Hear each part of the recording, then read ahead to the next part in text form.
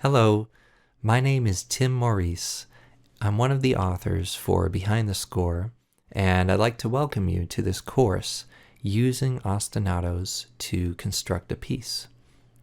In this course, we will explore what an ostinato is and some ideas on how to create one. The next several videos show how we expand an ostinato to create an orchestral piece from the ground up. Along the way, we also discuss some basic orchestration techniques using non-chord tones, creating supporting lines, and modulation, among other things. So let's get started. An ostinato is a musical phrase that repeats throughout a piece of music. And in this video, we're going to explore using an ostinato to build a piece from the ground up. Let's look at our first example. This is 1-1A. And what we have here is this pattern in the first measure. I have a string patch here pulled up. So I'm just going to play this real quick. It sounds like this. That's our basic pattern. And what we've done is, over the course of these few measures, we've taken that pattern and kind of changed it a little bit, just made a few alterations. Typically, when you have an ostinato in a piece of music, it doesn't change. But we are sort of breaking the rules a little bit. We just altered a few things for variety. And I guess that alone can be an interesting way to get more music out of an initial idea. So let's start by just looking at this first pattern one more time.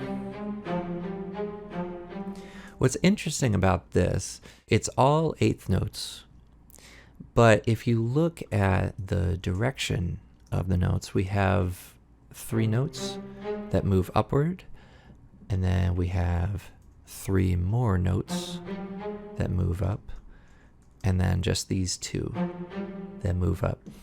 And so what I think we're hearing when we play this is we're hearing 3 notes, and then 3 more notes, and then 2. And so we get kind of what I call a 3-3-2 rhythmic pattern.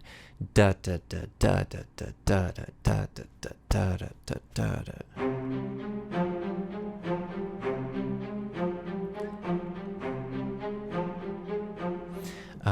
To help with this, we also placed a few accents over these notes. It might be a little hard to see, but over the C and the F and the other F here. So rhythmically, that's a little bit of what's going on here. So it's really the direction of the melody that is creating this sense of rhythm, even though it's all eighth notes.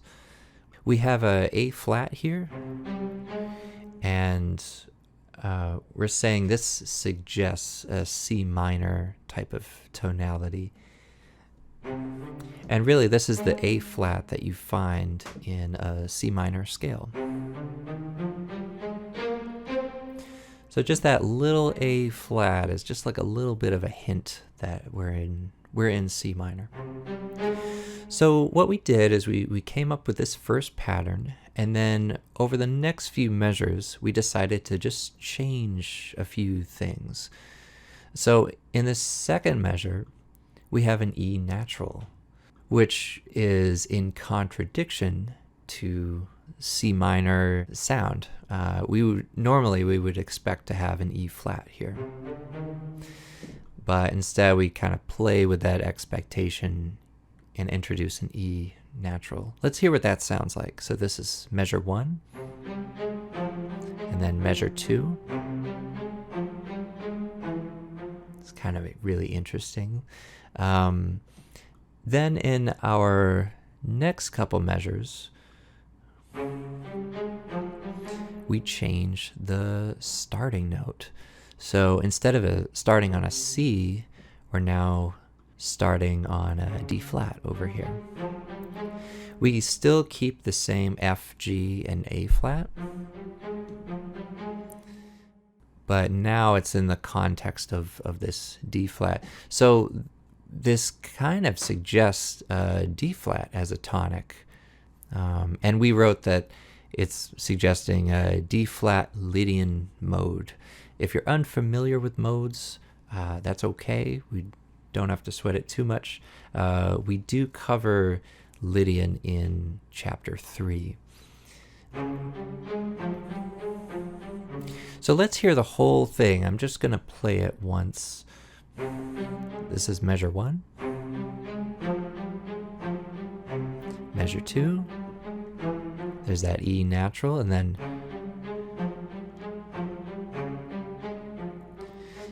I really like how we have these 3 notes which are from measure 1, but just by changing that first note, it kind of creates a different mood.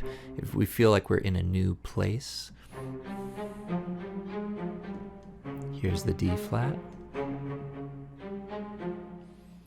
So we're really hearing this C minor for the first measure or so, and then we're hearing this almost D flat major or D flat Lydian type of sound for the next 2 measures.